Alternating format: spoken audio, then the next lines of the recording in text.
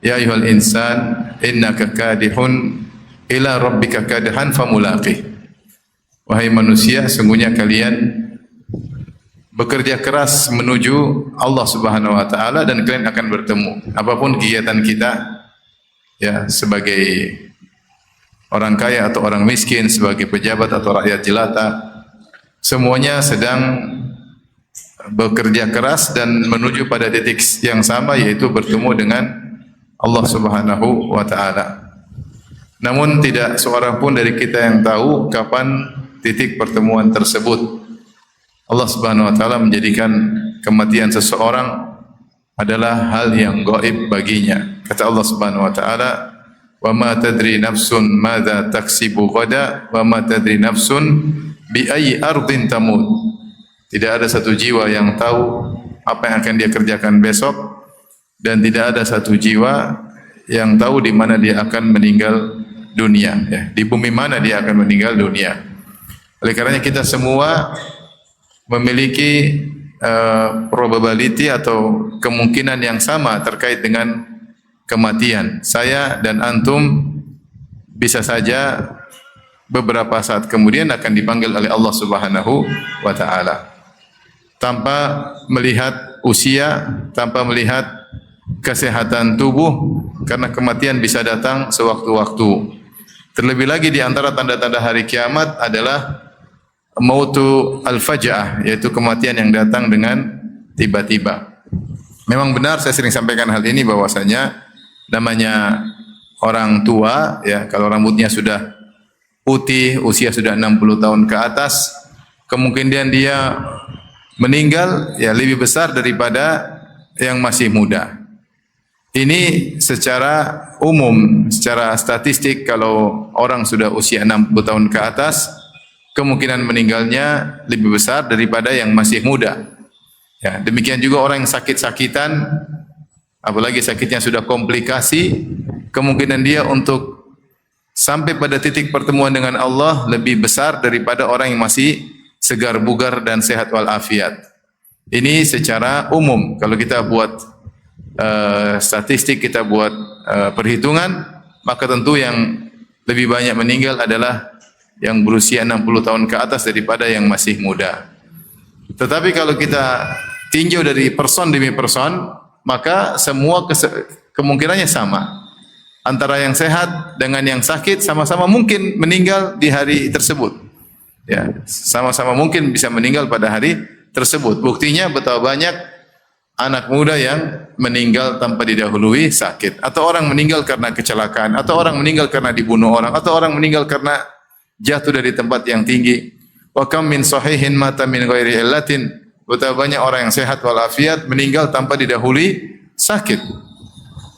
Kemarin saya ketemu kawan, dicerita temannya usia 52 tahun, suka olahraga teratur, setiap pekan lari mungkin 2 atau 3 kali lari, ya. Lari beneran, bukan lari dari kenyataan, ya. Lari beneran. Ternyata meninggalnya ketika sedang lari. Tubuh sehat walafiat, tidak didahului dengan sakit, meninggal ketika sedang olahraga. Dia olahraga untuk memperpanjang kehidupannya, memperpanjang nyawanya, tapi di saat itulah dia meninggal dunia. Dan banyak, ya, kematian-kematian yang dirasakan oleh orang-orang yang dia tidak menduga sama sekali dia bakalan dipanggil oleh Allah Subhanahu wa taala. Makanya saya ulangi, kalau secara statistik benar, orang yang sudah usia 60 tahun ke atas lebih mudah kemungkinannya, probability-nya untuk meninggal lebih besar daripada yang masih muda. Tetapi kalau secara person demi person, semua kemungkinan meninggal sama. Ya, semuanya mungkin meninggal hari ini, atau saat ini, atau besok lusa, kita semua akan mungkin saja meninggal dunia.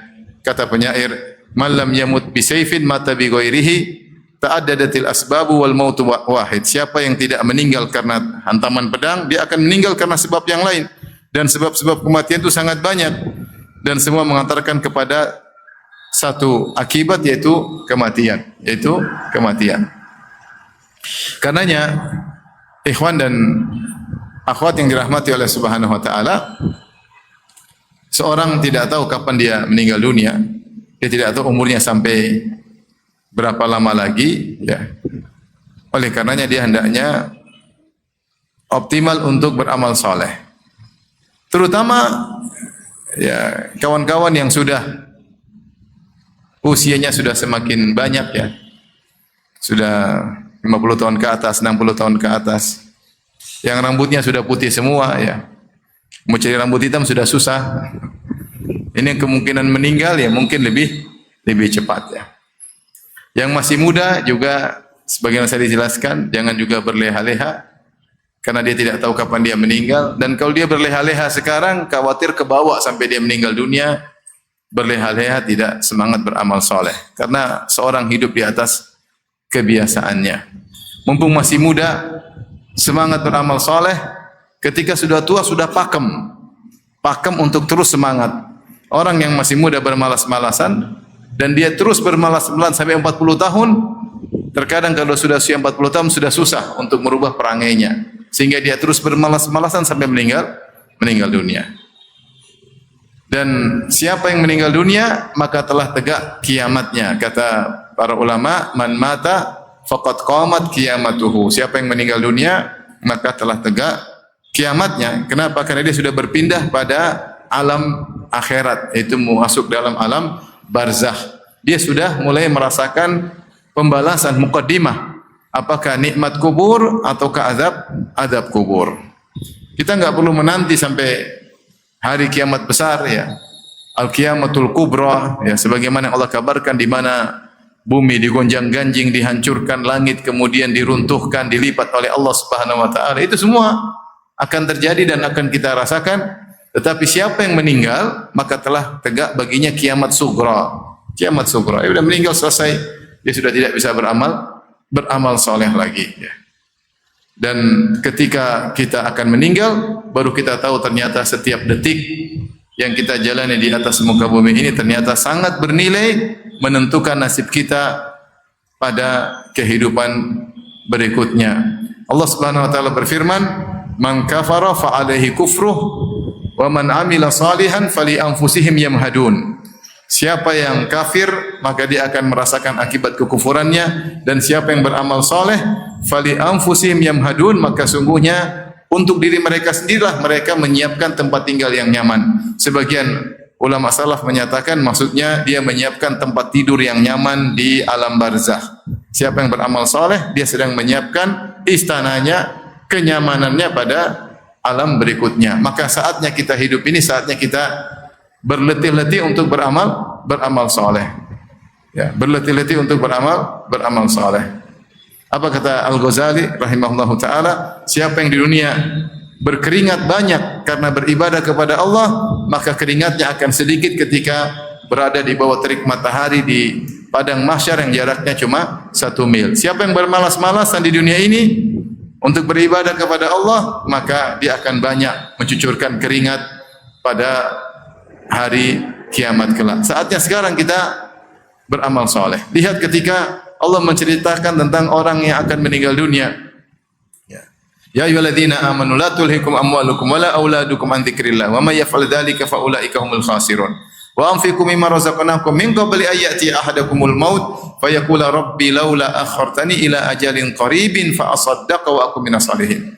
Wahai orang-orang beriman, janganlah harta kalian, anak-anak kalian membuat kalian lalai ya, dari mengingat Allah Subhanahu wa taala, dari zikir kepada Allah. Siapa yang melakukan hal ini, hartanya dan anak-anaknya membuat dia lalai dari mengingat Allah, maka sungguh mereka itulah orang-orang yang merugi.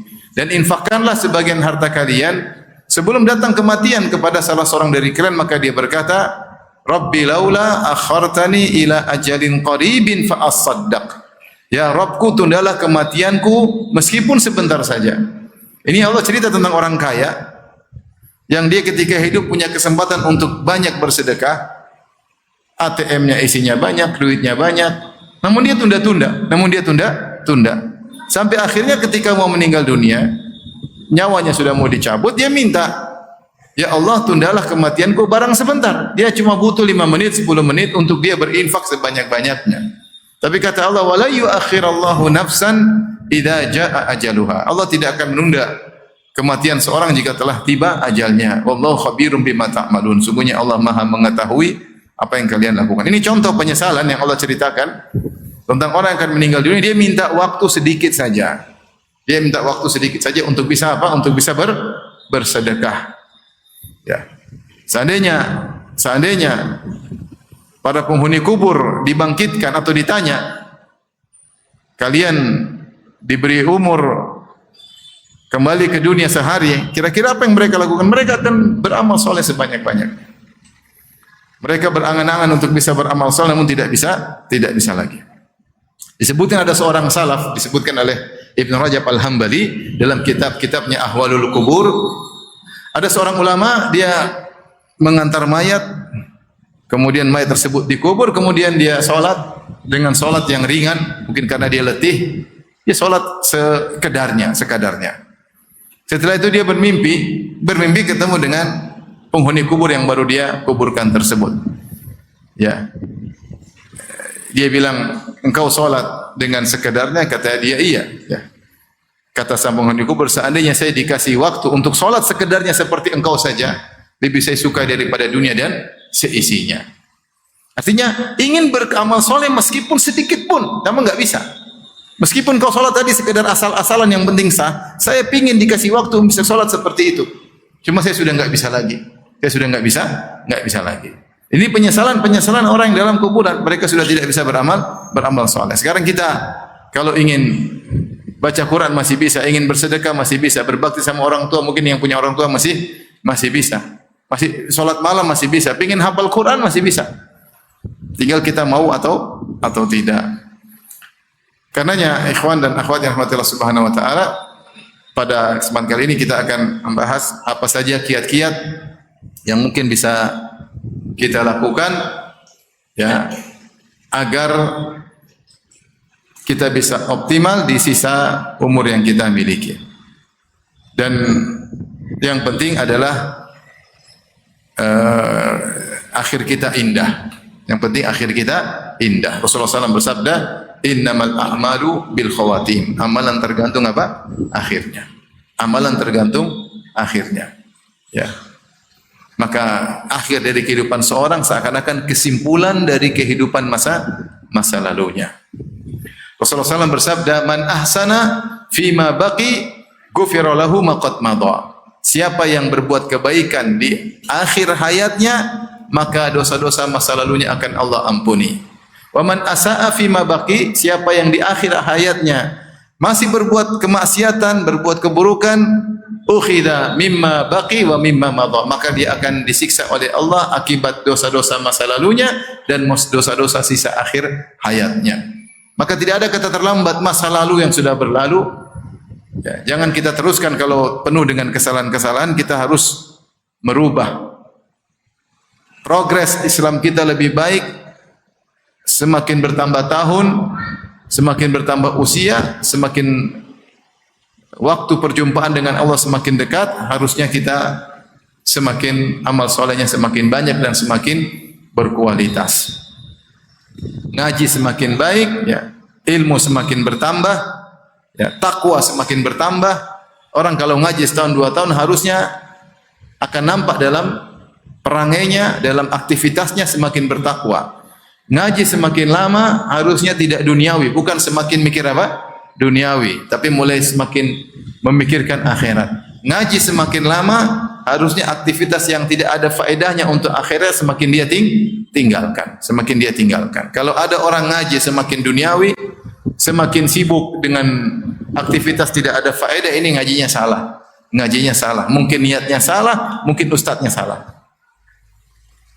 Kalau ada ustadz semakin buat orang duniawi, semakin enjoy dengan kehidupan duniawinya, bersenang-senang, ngabisin uang yang enggak ada perlunya, ini ngajinya salah. Mungkin sang murid niatnya salah, atau bisa jadi memang pematerinya salah. Maka seorang evaluasi dirinya masing-masing. Allah berfirman, ya ayyuhalladzina amanu taqullaha wal tanzur nafsum ma qaddamat lighad. Wattaqullah. Wahai orang-orang yang beriman, bertakwalah, dan hendaknya setiap jiwa melihat apa yang sudah dia kerjakan sekarang untuk masa depannya. Jadi kita disuruh evaluasi. Kalau bahasa syariatnya disuruh namanya muhasabah. Muhasabah itu berhenti sebentar, renungkan bagaimana kegiatan kita tahun ini atau minggu ini atau bulan ini atau hari ini, Apakah progres lebih baik menuju lebih baik ataukah kita semakin terpuruk? Renungkan. Ya. Wal tanzur nafsum ma qaddamat ligat. Hendaknya setiap jiwa melihat apa yang sudah dia lakukan di kehidupan dunia untuk persiapannya di akhirat. Jika kita tidak evaluasi, maka kita semua akan menyesal ya.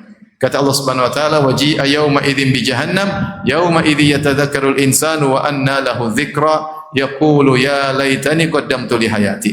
Ketika neraka dihadirkan pada hari kiamat kelak, yauma yatadzakkarul insan, maka semua manusia akan ingat seluruh apa yang pernah dia lakukan. Maka file yang pernah tentang amal-amal yang pernah lakukan, kebajikan atau keburukan, dia ingat semua. Yang pernah dia lupakan akan diingat kembali. Ketika itu dia sadar, yauma yatadzakkarul insan wa anna lahu dzikra, maka apa faedahnya dia sadar ketika itu sudah lewat kesempatannya. Maka dia berkata, yaqulu ya laitani qaddamtu li hayati. Dia berkata, seandainya dulu waktu di dunia dia beramal soleh untuk kehidupannya sekarang. Penyesalan itu akan semua kita rasakan pada waktunya. Karenanya kita sama-sama berjuang agar kita tidak terlalu menyesal pada hari kiamat kelak, mumpung ada usia, mumpung ada kemampuan, ada potensi, maka beramal solehlah sebaik-baiknya. Baik. Apa sih yang bisa kita lakukan? Yang pertama, agar kualitas amal kita baik ya. Dan saya katakan tadi, yang terpenting adalah akhir dari seorang. Sering disampaikan oleh para ulama tentang kisah Sa'ad bin Mu'adz. Sa'ad bin Mu'adz radhiyallahu anhu, umur Islamnya cuma sekitar 6 tahun. Beliau masuk Islam sekitar tahun 11 atau 12 kenabian, kemudian meninggal setelah perang Khaybar ya, tahun 5 Hijriah. Sehingga umur dia sekitar Islam dia sejak mu'allaf sampai meninggal, umur dia sekitar 6 atau 7 tahun umur Islamnya. Tetapi ketika beliau meninggal, ihtazza Arsyur Rahman, ihtazza Arsyur Rahman, arsy Allah bergetar. Limauti Sa'ad, karena meninggalnya Sa'ad bin Mu'adz. Karena orang ini meskipun Islamnya cuma sedikit, sebentar, tetapi Islam yang berkualitas. Allah melihat bagaimana akhir Islam seseorang. Innamal a'malu bil khawatim, amalan tergantung dari akhirnya. Ini yang makanya saya mengajak diri saya dan juga pada ikhwan dan akhwat, para ummahat yang sudah lama mengaji, lihat bagaimana kualitas Islam kita sekarang, semakin baik atau tidak, ada progres atau tidak. Jangan udah ngaji bertahun-tahun ternyata kita malah tersibukkan nonton film Korea, bicara dunia, malah sibuk ke mall, senangnya ke mall, malah ketemu teman-teman baru, malah bicaranya dunia terus. Sudah semakin tua, semakin keriput, bicaranya dunia terus. Ini berarti kita ada kemunduran. Apa yang kita kajikan selama ini tidak ada dampaknya. Tidak ada realisasinya. Hanya sekedar ilmu yang masuk di hati kemudian keluar atau masuk telinga, keluar telinga kiri. Mas telinga kan keluar telinga. Enggak ada faedah. Tidak merasuk di hati. Baik, yang pertama mungkin yang sama-sama kita perhatikan. Yang pertama, jangan pernah tunda kebajikan. Jangan pernah tunda kebajikan. Kapan ada muncul ide untuk berbuat kebajikan, maka jangan pernah tunda ya. Jangan pernah tunda. Karena ketika kita ada ide untuk melakukan kebajikan, berarti kita sedang diberi hidayah oleh Allah Subhanahu wa taala. Dan jarang-jarang kita punya niat kebaikan. Tiba-tiba punya ide ingin baca Quran, segera buka Quran baca. Tiba-tiba punya ide untuk bersedekah, segera kasih sedekah. Jangan tunda-tunda. Jangan tunda-tunda ya. Jangan tunda-tunda. Karena kapan kita tunda, kita akan sesali dan bisa jadi kita tidak jadi melakukannya. Kita tidak jadi melakukannya. Makanya Khalid bin Ma'dan berkata, "Idza futiha li ahadikum babul khair falyusri ilaihi fa innahu la yadri mata yughlaqu anhu." Jika dibukakan pintu kebaikan di hadapan salah seorang dari kalian, maka segeralah masuk. Jangan tunda-tunda, karena dia tidak tahu kapan pintu kebaikan tersebut tertutup. Kalau dia tunda-tunda bisa jadi tertutup sehingga dia enggak bisa masuk lagi. Seorang tiba-tiba ingin bersedekah, ingin kasih uang sama supirnya kayak sama pembantunya, dia bilang nanti sore aja lah, ini pagi. Tiba-tiba di pagi hari dia ingin berbuat baik. Ada hidayah dari Allah ingin berbuat baik kepada pembantu atau supir. Dia bilang nanti sore aja. Ketika sore dia tidak jadi kasih, mungkin dia lupa, mungkin ada kebutuhan lain. Kebutuhan tidak akan pernah ada habisnya, sehingga akhirnya dia enggak jadi. Dia enggak jadi, sayang. Allah kasih niat baik lagi, tiba-tiba di pagi hari ingin sholat duha. Terbetik dalam hatinya pengen sholat duha, nanti aja lah 10 menit lagi. 10 menit lagi dia nggak jadi sholat duha. Telepon datang, kemudian sibuk sana sini, akhirnya nggak jadi sholat duha. Kenapa? Dia tunda kebaikan.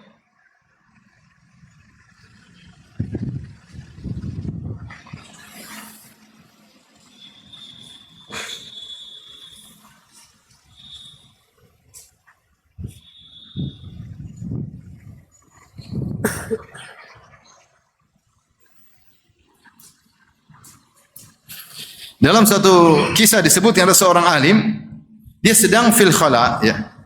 Dia sedang di tempat yang mungkin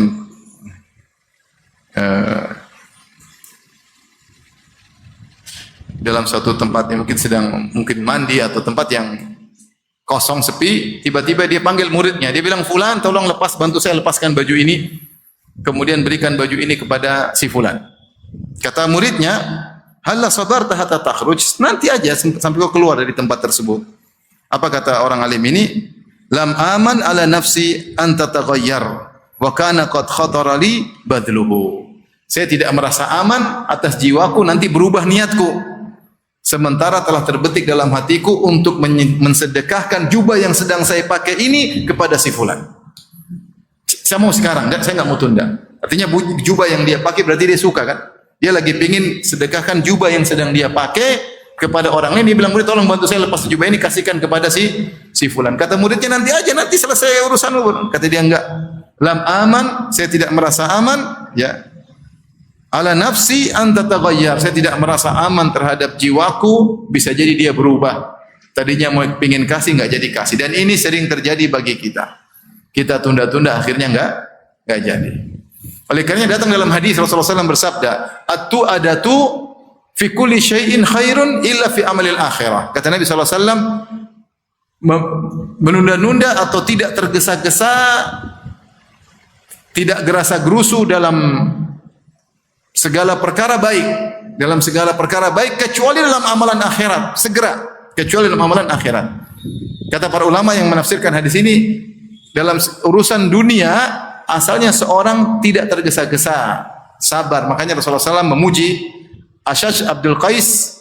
Kata Rasulullah SAW kepada sahabat ini radhiyallahu anhu, "Inna fika khoslataini yuhibbahumallah."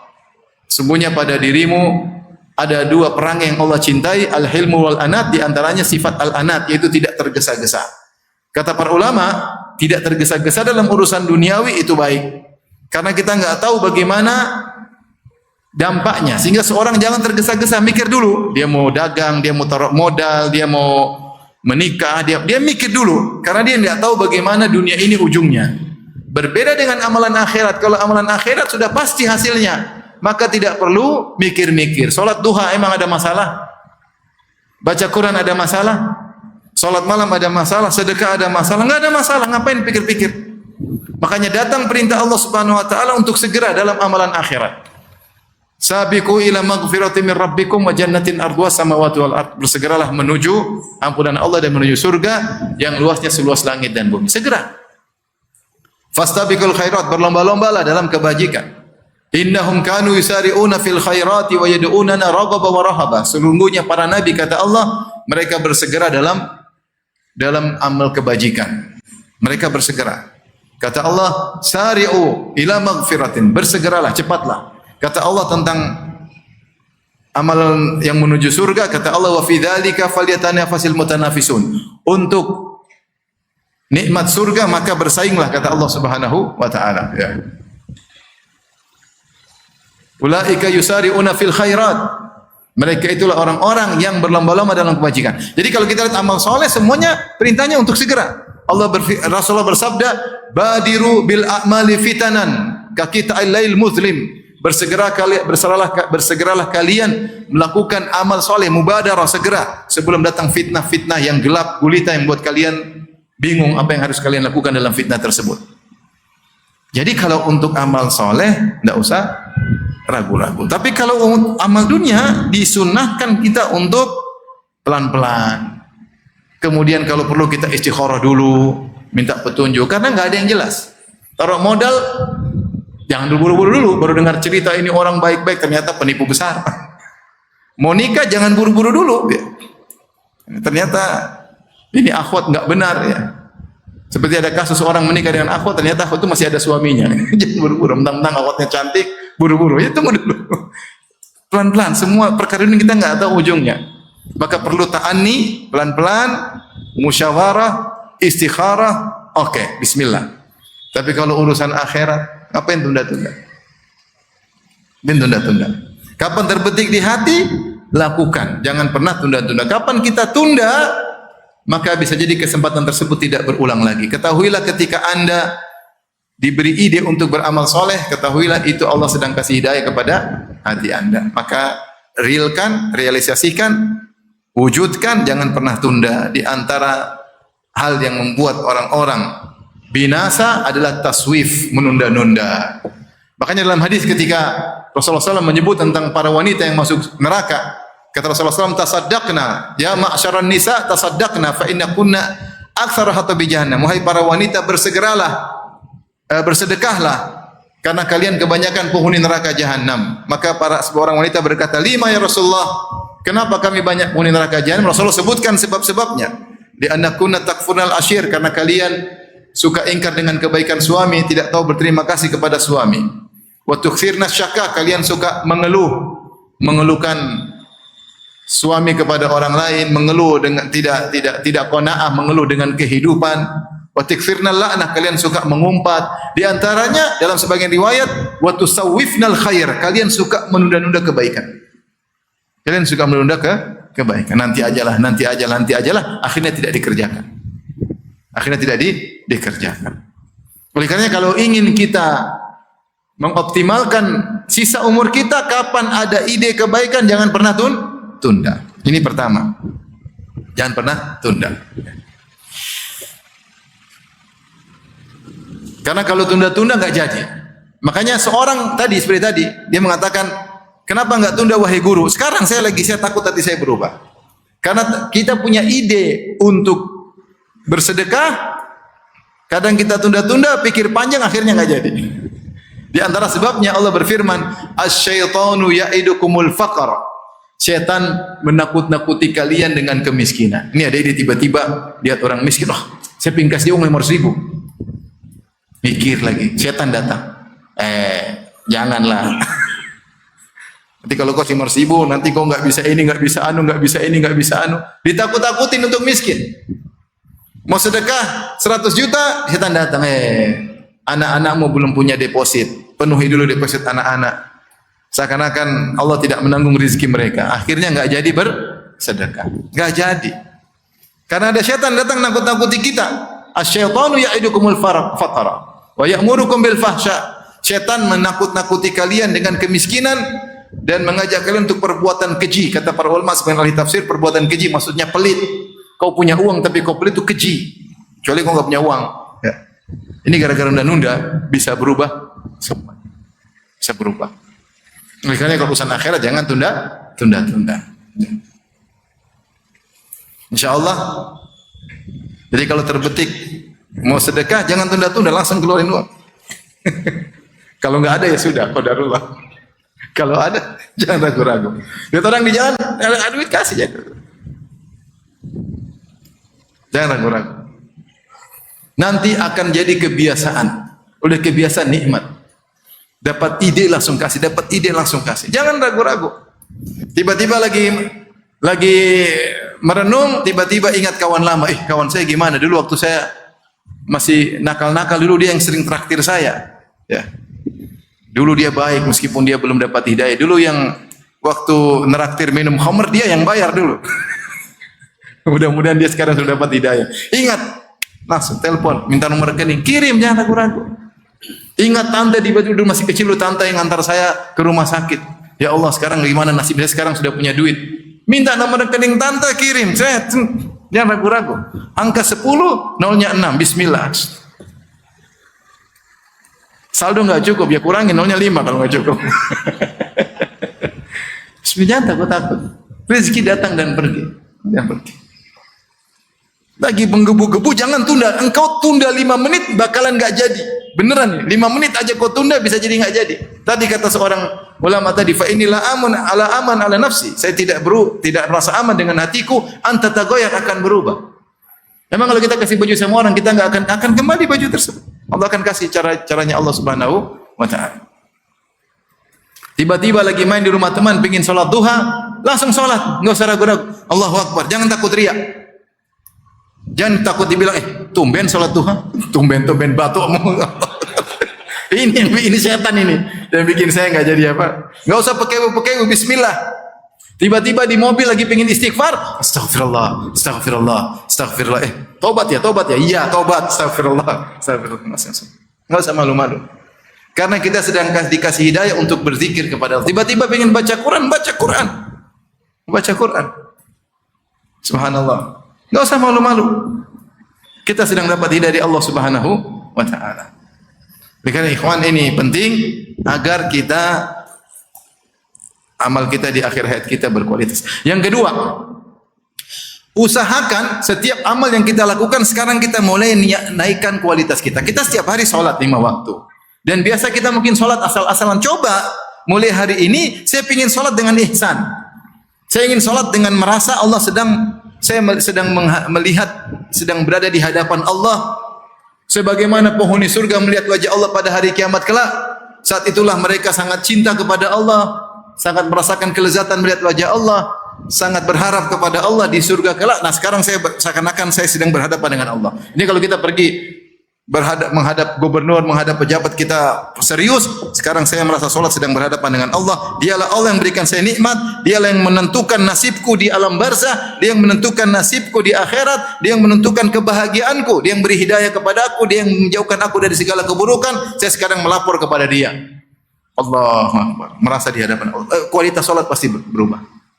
Kalau tidak mampu merasakan demikian, yakinlah Allah sedang mengawasi. Innallaha kana 'alaikum raqiba. Sungguhnya Allah mengawasi kalian.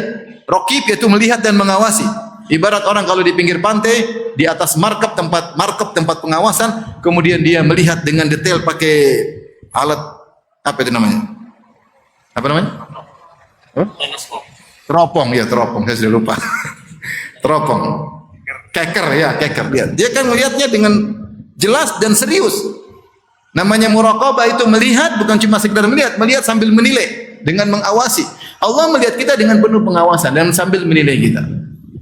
Maka kalau kita merasa Allah sedang melihat kita, itu namanya muraqabah, senantiasa merasa diawasi oleh Allah, maka pasti kualitas ibadah kita pasti lebih baik, pasti lebih khusyuk dan pasti tidak riya.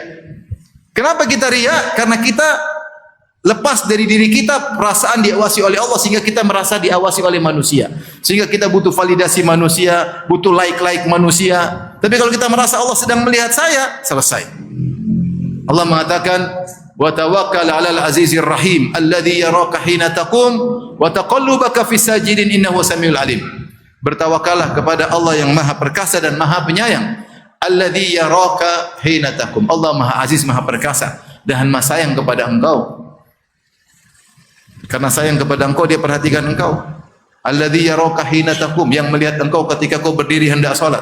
Wa taqallubaka fis sajidin, ketika kau bergerak dalam salatmu, sujudmu, rukukmu bersama orang-orang yang salat bersamamu. Allah lihat satu persatu. Allah nilai satu persatu. Kita salat rame-rame, tapi apakah semua pahalanya sama? Tidak. Kata Ibnu Taimiyah rahimahullah, bisa jadi seorang di saf yang sama berdampingan, pahala antara keduanya seperti langit dan bumi.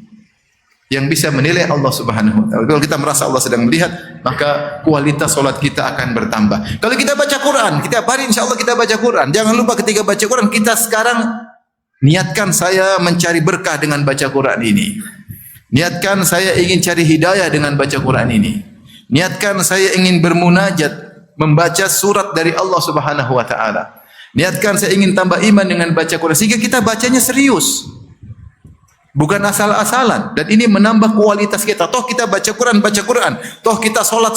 Waktu yang kita gunakan untuk solat zuhur sama, tidak berubah setiap hari. Tetapi yang membuat berbeda adalah kualitas. Maka sekarang mumpung kita masih punya waktu hidup untuk solat, entah berapa kali Allah kasih izinkan, tingkatkan kualitas solat kita. Maka dampaknya akan berbeda di akhirat kelak. Baca Quran kita mulai kita rubah. Zikir pagi petang kita jangan buru-buru. Sekarang kita mulai zikirnya dengan pelan sambil kita renungkan maknanya. Karena isi zikir pagi petang kebanyakan isinya doa. Ya. Baca sedikit-sedikit, pelan-pelan.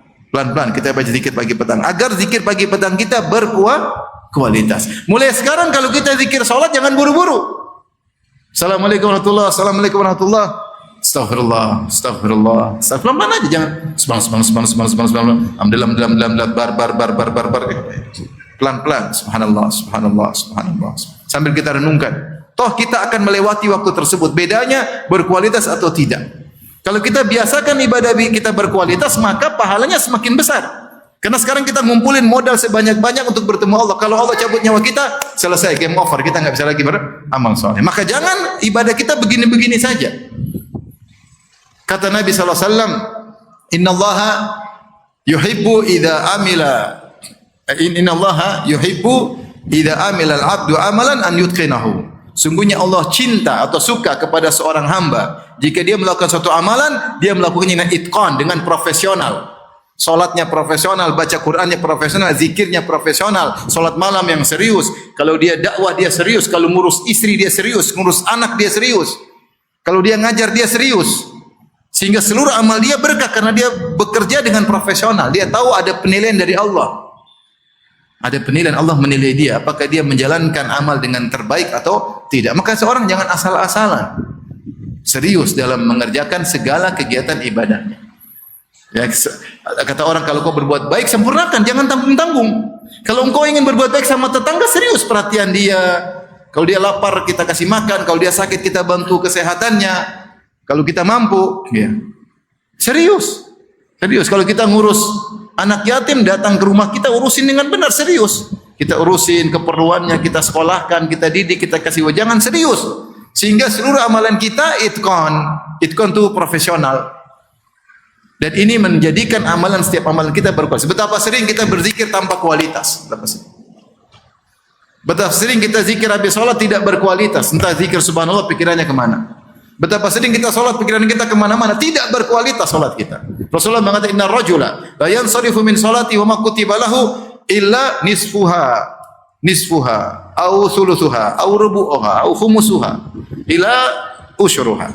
Seorang selesai solat tidak dicatat pahala amal solatnya kecuali cuma setengahnya atau sepertiganya atau seperempatnya atau seperlimanya sampai sepersembilannya sampai sepersepuluhnya.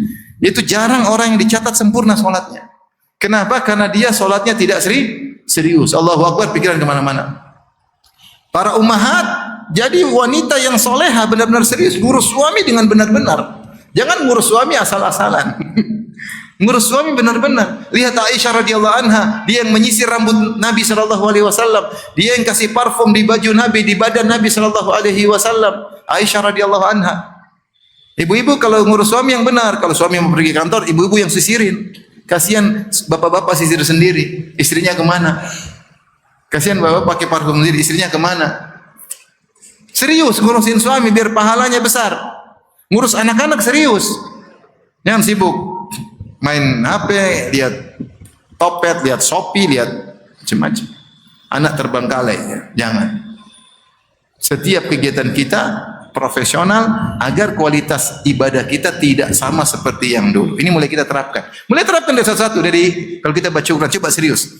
Baca, mau baca Quran, auzubillahi minasyaitonir rajim. Makna kandungan hayati kandungan makna ini. Aku berlindung kepada Allah dari godaan syaitan yang terkutuk. Kenapa? Kalau kita baca Quran, syaitan datang buat pikiran kita kemana-mana. Sehingga kita baca, pikiran kita ke mall sambil bisa baca Quran. Ini baca Quran tidak berkualitas. Akhirnya dampak ke hati kurang.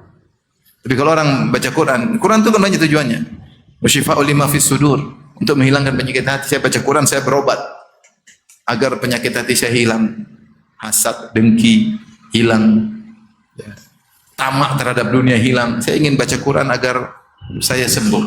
Kalau ada penyakit fisik juga boleh kita baca Quran agar penyakit fisik kita hilang. Kita baca Quran agar mendapatkan pahala di akhirat. Kita baca Quran agar Al-Quran menjadi pemberi syafaat bagi kita pada hari kiamat kelak. Ya Rabbi, mana'tuhu minan naum fasyafi'ni fih. Al-Quran akan mengatakan, ya Rabbku, aku telah mencegah dia dari tidur malam karena dia baca Quran. izinkanlah aku beri syafaat kepada hamba-Mu ini.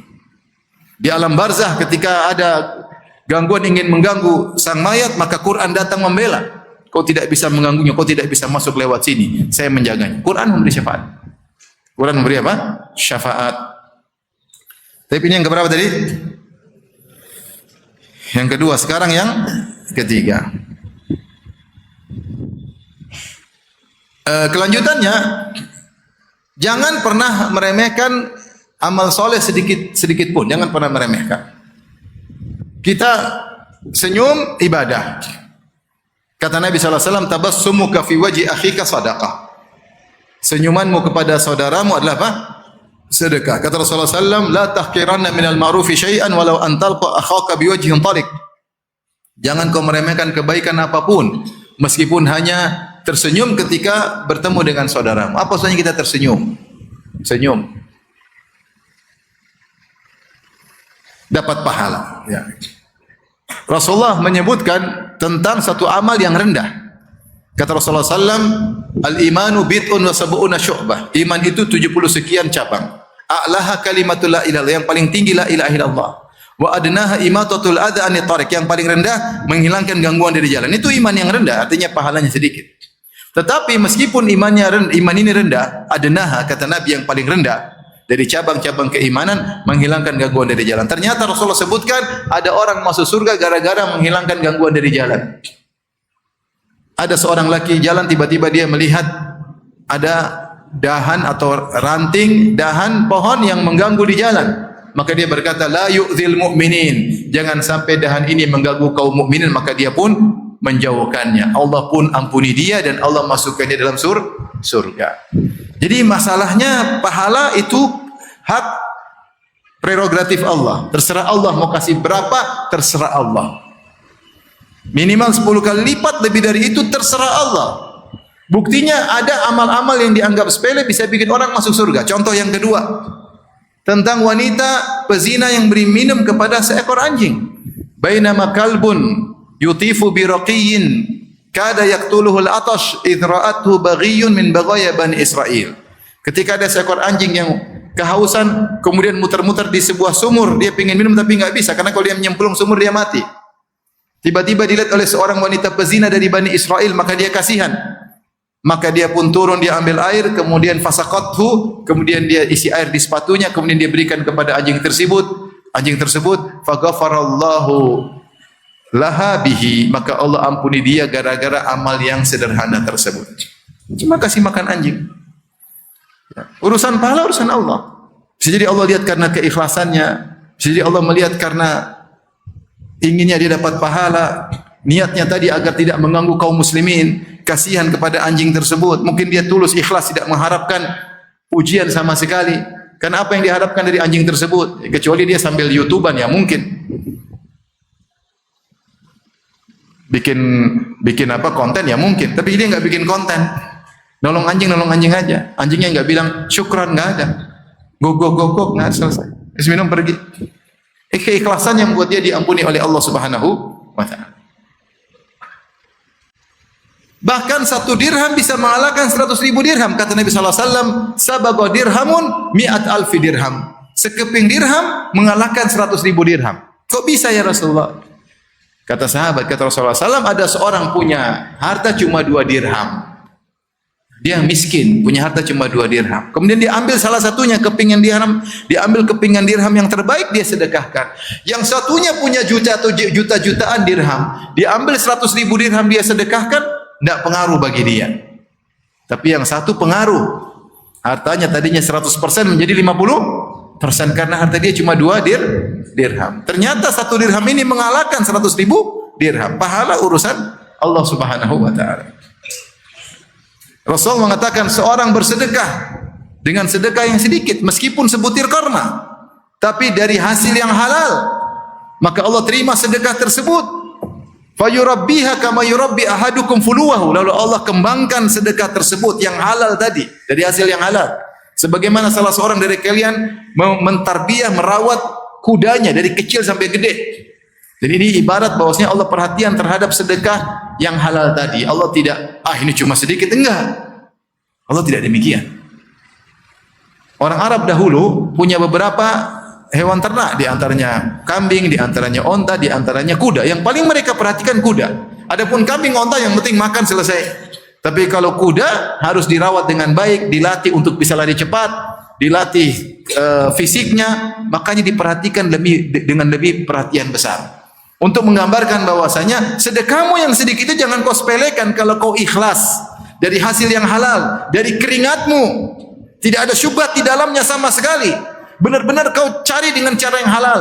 Meskipun sedikit, jangan kau remehkan. Allah akan kembangkan hatta takunu kal jabal, sampai besar seperti gunung, kata Nabi sallallahu alaihi wasallam. Jangan meremehkan kebaikan.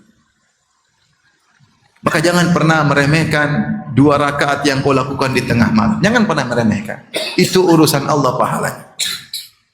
Kebangun pingin salat 2 rakaat, jangan remehkan. Jangan remehkan sedekahmu meskipun sedikit kepada kerabatmu.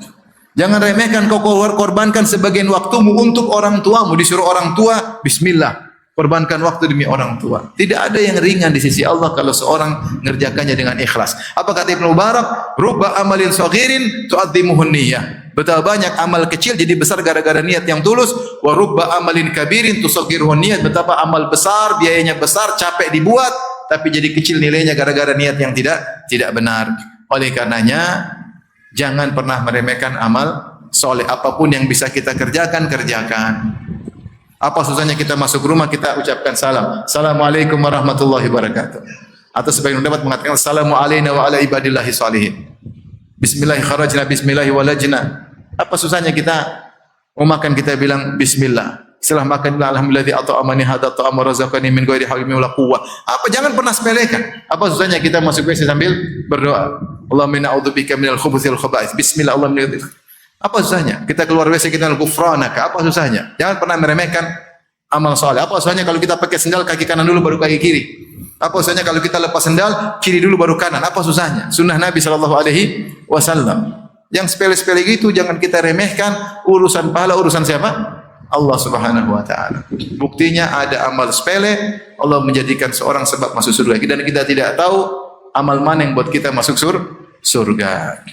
Jadi jangan pernah sepelekan amal soleh. Rasulullah mengatakan ittaqun nara walau bisyaqqit tamrah. Jagalah dirimu dari neraka meskipun hanya bersedekah sepenggal korma. Ini Nabi bukan suruh kita pelit, enggak.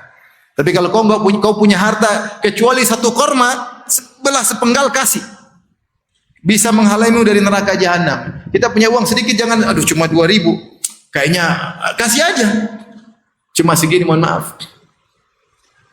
Meskipun tidak didoain sama orangnya. Tapi kalau 100.000, makasih Pak Haji, semoga panjang umur. Rezekinya lancar. Kalau 2.000 enggak didoain, ya sudah enggak apa-apa. Urusan kita bukan dengan dia, urusan kita dengan siapa? Allah Subhanahu wa taala. Baik, ini yang keberapa? Sekarang yang keempat. Yang keempat, sama amal soleh.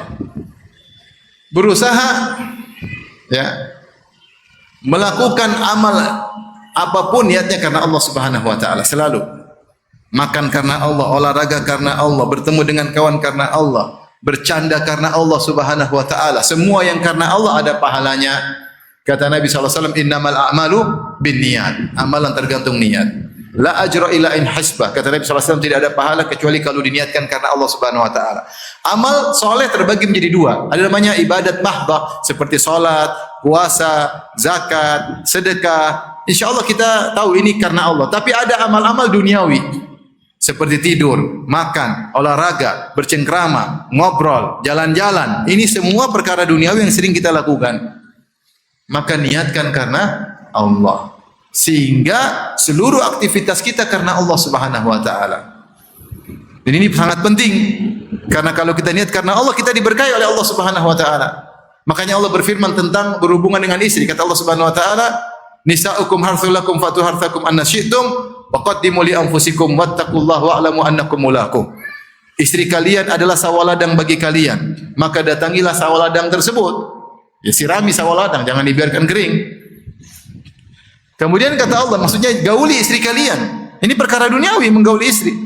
Namun setelah itu Allah berfirman, wa qaddimu li anfusikum, persembahkanlah amal soleh untuk dirimu dalam menggauli istrimu. Para ulama ahli tafsir bahas apa maksudnya? Bagaimana cara mendapat pahala ketika berhubungan dengan istri? Ternyata masalah niat. Ketika kau berhubungan dengan istri, niat menjalankan kewajiban sebagai seorang suami. Sebagaimana kau butuh untuk melampiaskan syahwatmu karena di jalan yang benar, istrimu juga butuh untuk melampiaskan syahwatnya di jalan yang benar. Sebagaimana kau butuh untuk menundukkan pandanganmu ketika berhubungan dengan istri, istri juga butuh untuk menundukkan pandangannya sehingga hasratnya tersalurkan. Niatmu, saya berhubungan istri menjaga kemaluan, untuk menundukkan pandangan, agar punya anak yang soleh dan soleha. Maka ketika kau berhubungan, dapat pahala. Bahkan kau berniat agar saya tidak terjerumus dalam perkara yang haram, dapat pahala. Makanya Rasulullah bersabda kepada para sahabat, wa fi buti ahadikum sadaqah, engkau menggauli istri kalian, istrimu sedekah. Sahabat bertanya, Rasulullah, ayadau ahaduna syahwatahu fil halali wa lahu ajrun? Ya Rasulullah, apakah seorang menggauli istrinya dapat pahala?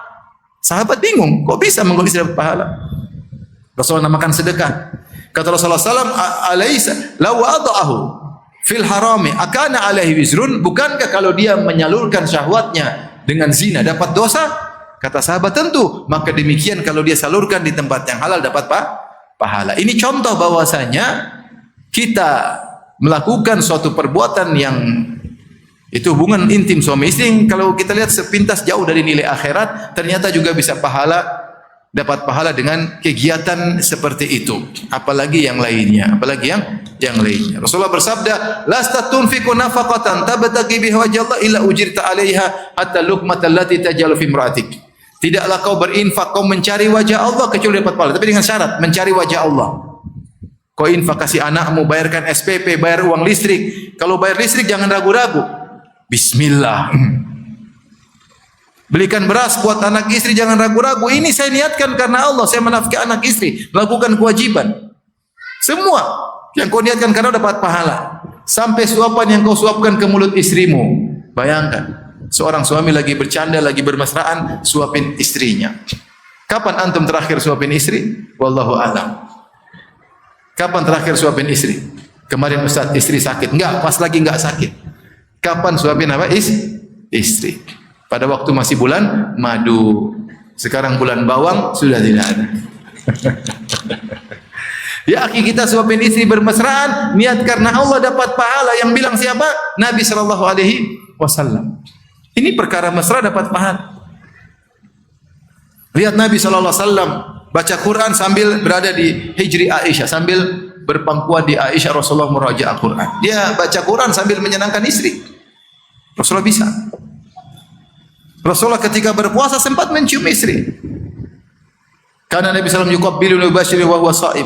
Rasulullah sedang puasa, dia mencium-buiku padahal dia masih dalam kondisi berpuasa. Maksud saya, segala kegiatan kita niat karena Allah, itu niat sebentar aja, niat karena Allah. Antum olahraga, niat karena Allah. Benar ada niat bersenang-senang main sama kawan, tapi saya niat supaya saya sehat, supaya saya umur panjang, dan Rasulullah bersabda, khairukum man tala umruhu wa hasuna amaluhu. Sebaik-baik kalian adalah yang panjang umurnya dan baik amalnya. Di antara sebab saya umur panjang dengan olahraga. Sebagian kita, saya tidak makan gorengan karena Allah Subhanahu wa taala. Boleh saja. Saya jaga makanan karena Allah Subhanahu wa taala. Saya ingin umur panjang, ingin apa? Beramal saleh. Kalau kita sudah mati satu detik, kita impikan tidak bisa kembali, satu detik tidak bisa kembali. Saya ingin olahraga dapat pahala. Saya tidur supaya saya tidur cepat, supaya saya bisa bangun salat malam, bisa salat witir. Supaya saya tidak terlambat ke masjid. Apa kata Mu'adz bin Jabal? Inilah ahtasibu qaumati naumati kama ahtasibu qaumati. Aku berharap dapat pahala dengan tidurku sebagaimana aku berharap dapat pahala dengan salat malamku. Yaitu apa? Seorang sebelum tidur niat karena Allah. Tidurnya 2 jam, 3 jam, 4 jam, 5 jam dapat pahala. Meskipun ngorok, meskipun ngiler, dapat pahala.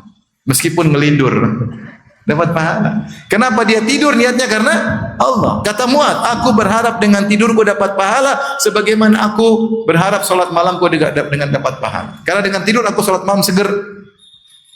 Tidur. Nah, bagaimana kita bisa tidur karena Allah? Kita doa sebelum tidur. Adapun kalau sebelum tidur kita murojaah WhatsApp, murojaah medsos, dengar berita, ketiduran, mana niat karena Allah? Pinginnya nonton tapi ketiduran. Niatnya karena pingin nonton begadang, tapi ketiduran. Nggak ada. Sudah berapa tahun kita tidur tanpa niat karena Allah? Rugi. Setiap tidur asal tidur saja. Jam-jam dilewati tanpa ada pahala. Maka sekarang kita rubah, kalau mau aktivitas kita niat karena Allah. Mau kuliner menyenangkan anak istri karena Allah. Membahagiakan orang dapat pahala enggak? Dapat pahala. Ajak anak jalan-jalan ketika liburan. Niatnya supaya mereka semangat lagi kalau balik ke pondok, kalau sekolah semangat lagi, maka diajak senang-senang biar dekat dengan anak-anak. Dapat pahala. Dapat pahala. Belikan emas buat istri, dapat pahala enggak? Belilah makanya. Menyenangkan istri dapat pahala, agar semakin cinta dan semakin sayang. Dituntut kita semakin cinta semakin sayang kepada istri kita. Ngobrol sama istri dapat pahala enggak? Dapat. Sebelum tidur apalagi? Sunnah Nabi SAW, kata Ibnu Abbas, bitu inda khalati Maimunata fatahaddatsa Nabi sallallahu alaihi wasallam ahli sa'atan tsumma raqada. Aku mendengar Nabi ngobrol sama istrinya Maimunah sebelum tidur, kemudian Nabi tidur. Ngobrol sama istri dapat pahala. Niatnya karena Allah, supaya tumbuh kasih sayang. Semakin semua kegiatan yang menumbuhkan cinta kasih sama istri dapat pahala. Di antaranya obrolan sebelum tidur. Banyak kita bisa dapat pahala. Saya tanya sama antum, bisa enggak antum beli mobil karena Allah? Bisa enggak? Bisa beli mobil ya buat menyenangkan istri, buat kalau pengajian mudah, kalau mau silaturahmi bersafar mudah punya mobil. Niat beli mobil supaya bisa beribadah dapat pahala. Tapi bisakah antum beli jam 5 miliar karena Allah? Bisa enggak? Ada enggak bisa beli jam 5 miliar karena Allah? Bisa enggak? Enggak bisa. Gimana 5 miliar karena Allah? Namanya israf, berlebih-lebihan, bahlul. Makanya dengan karena Allah itu kita juga terkontrol. Belikan tas, berapa harganya dek? Sayang 200 juta. Bisa kau beli tas 200 juta karena Allah? Gimana karena Allah? Buat apa 200 juta? Wala tusrifu, jangan berlebih-lebihan. Tas 1 miliar berlebih-lebihan. Maka dengan karena Allah ini kita terkontrol. Kita mau ngapa-ngapain, bisa nggak ini karena Allah? Kalau nggak bisa ya berarti jangan. Karena kita akan ditanya oleh Allah, kenapa, kemana kau belanjakan? Maka ini diantara cara yang efektif membuat hidup kita berkah, karena setiap yang kita kerjakan karena Allah Subhanahu wa Ta'ala. Sebenarnya itu cuma butuh nggak sampai 1 detik karena Allah. Nggak sampai 1 detik. Nggak sampai 1 detik. Niat karena Allah Subhanahu wa Ta'ala. Baik, yang berapa sekarang?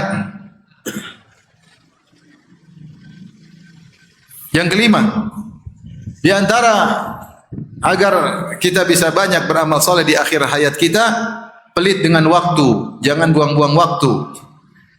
Mereka dahulu para salaf bahwasanya waktu mereka lebih berharga daripada emas dan perak.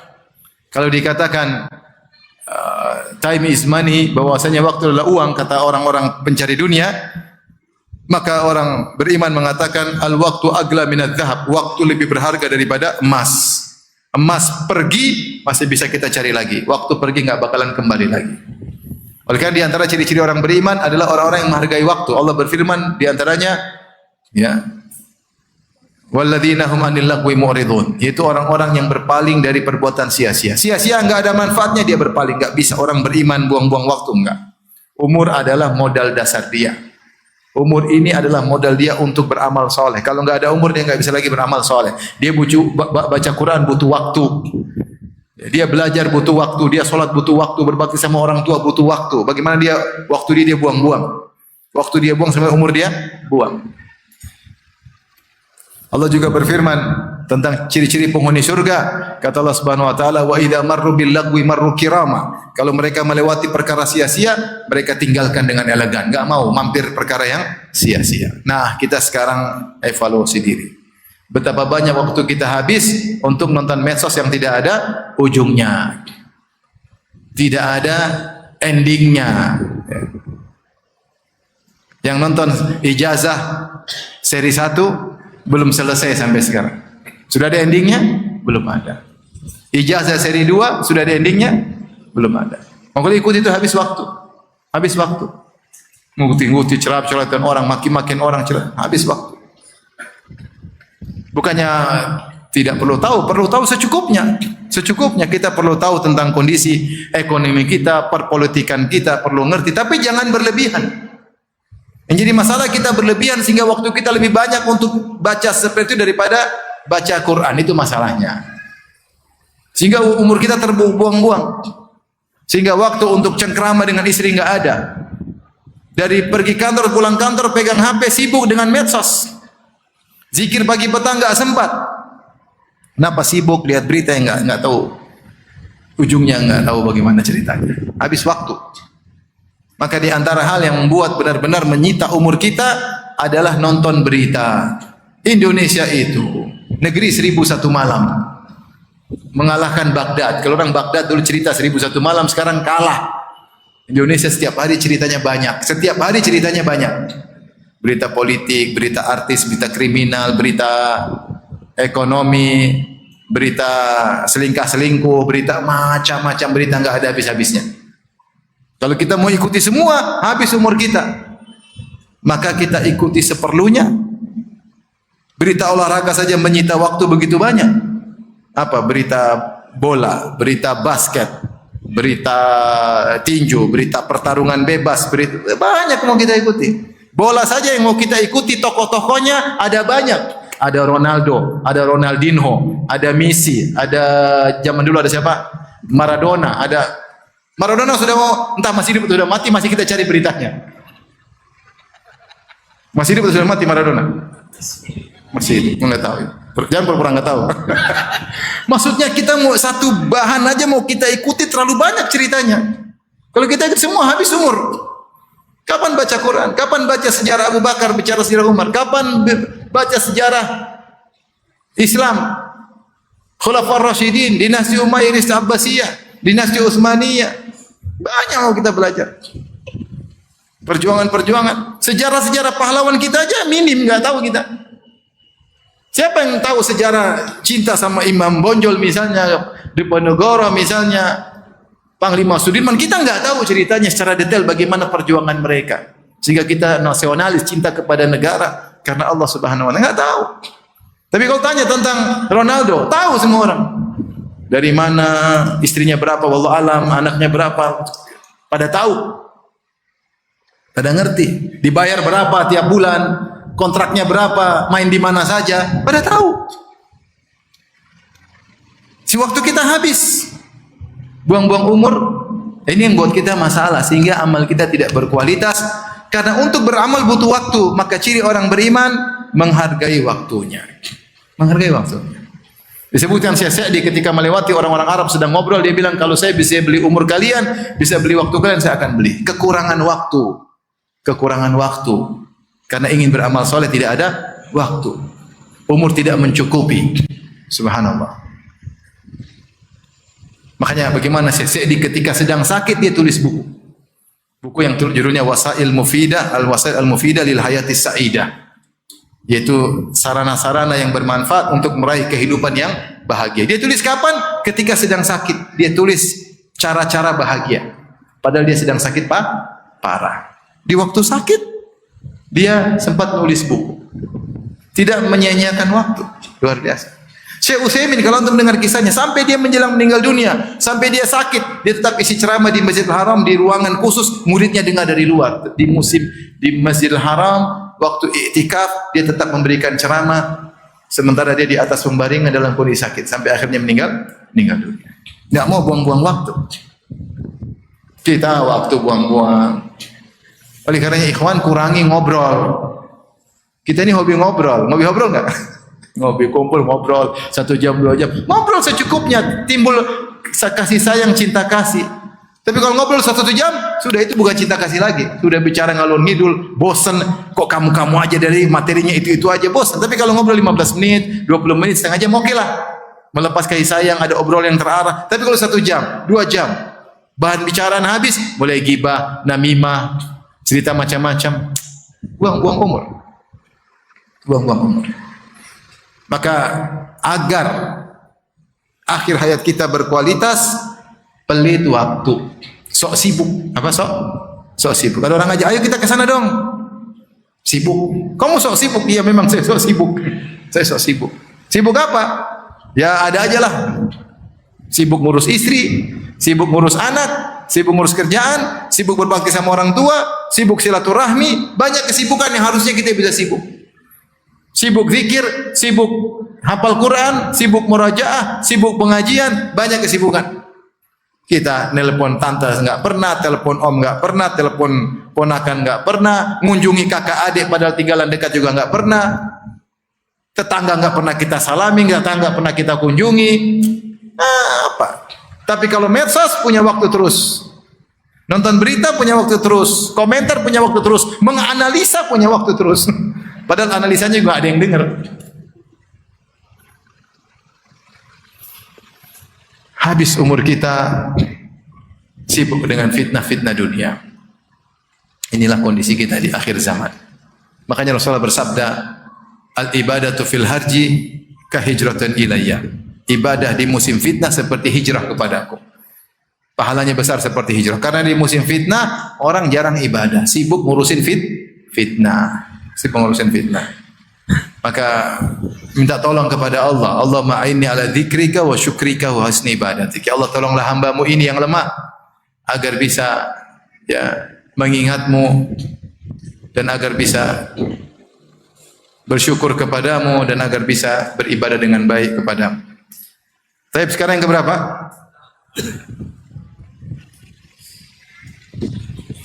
Keenam, pastikan seluruh kewajiban kita kepada orang lain sudah kita tunaikan. Pastikan seluruh kewajiban kita kepada orang lain sudah kita tunaikan. Dalam hidup ini kita punya hak dan kita punya kewajiban.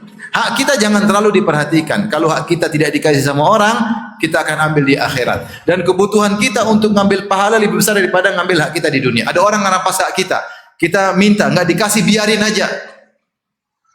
Nanti di akhirat lebih kita butuhkan. Kita butuh pahala. Duit kita ambil juga buat apa sih?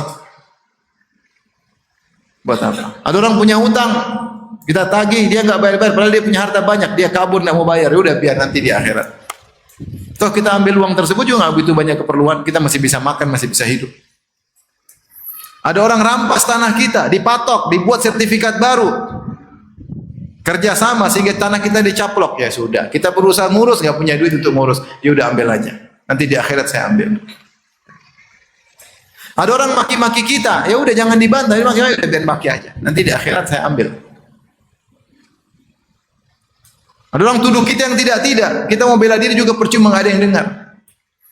Dia terlalu banyak sewa orang untuk menuduh kita. Ya sudahlah. Ya nanti di akhirat aja. Itu hak kita dicabik-cabik nggak ada masalah. Memang kita sedih, tapi itu lebih baik kita ambil di akhirat daripada sekarang. Yang jadi masalah hak orang sama kita sudah kita tunaikan enggak? Kita punya utang sama orang sudah kita bayar enggak? Kata Nabi, matalul ghani zulmun. Menunda-nunda bayar hutang padahal kau mampu, kezaliman. Kau mampu, kau tidak bayar, zalim.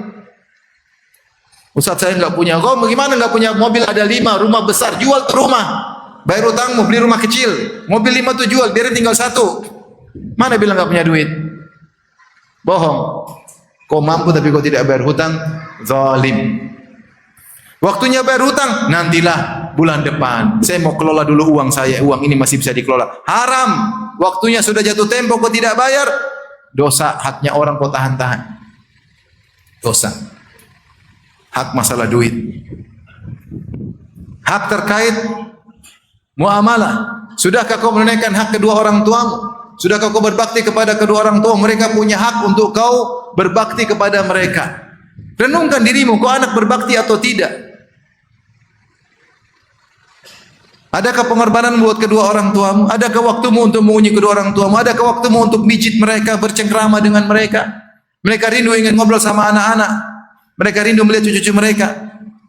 Sudahkah kau tunaikan kewajiban? Kewajiban kepada orang tuamu. Hak sama istri, sudah kasih belum? Istri sudah dikasih sandang pangan papan enggak? Rumah udah ada enggak buat istri? Rumahnya privasi atau campur dengan keluarga kita? Hak istri punya hak untuk rumah privasi. Tidak bercampur dengan mama, bapak kita, kakak adik kita. Dia punya hak untuk privasi. Sudahkah kita tunaikan? Sudahkah kita sudah belikan baju buat mereka? Sudahkah kita kasih makan mereka? Kalau istri sudah gemuk, sudah selesai tugas, aman. Sudahkah kita cengkrama dengan dia? Sudahkah kita memperhatikan perasaannya? Anak-anak, sudahkah kita urus? Cuma kasih makan aja itu kita didik, kita ajarin, ajak ke masjid, kita ajak ngobrol, kita kasih arahan. Sudahkah kita lakukan itu?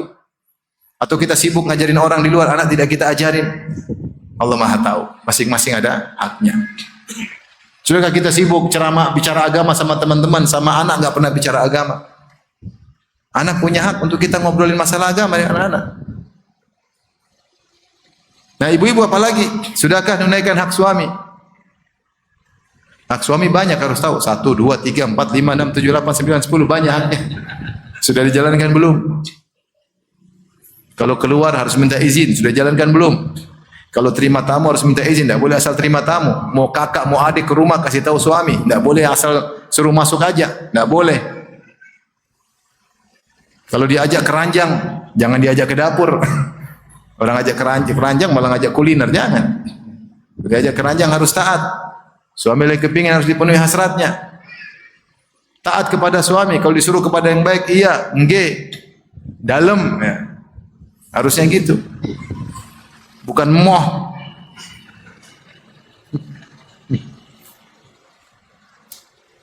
Semua ada hak dan kewajiban. Kewajiban tetangga sudah kita tunaikan enggak? Tetangga miskin kita tahu enggak?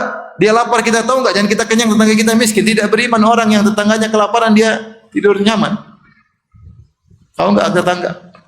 Hak kerabat, tante, om, kakek, nenek, masih banyak hak yang harus kita tunaikan. Hak bos kita kerja sama bos kita. Sudah kita tunaikan haknya belum? Anak buah kita sudah kita tunaikan, hak pembantu kita, supir kita, pegawai kita, haknya sudah kita tunaikan enggak? Sesuai dengan perjanjian enggak? Berusaha kita tidak meninggal kecuali seluruh hak orang lain sudah kita tunaikan. Jangan sampai kita zalimi orang satupun.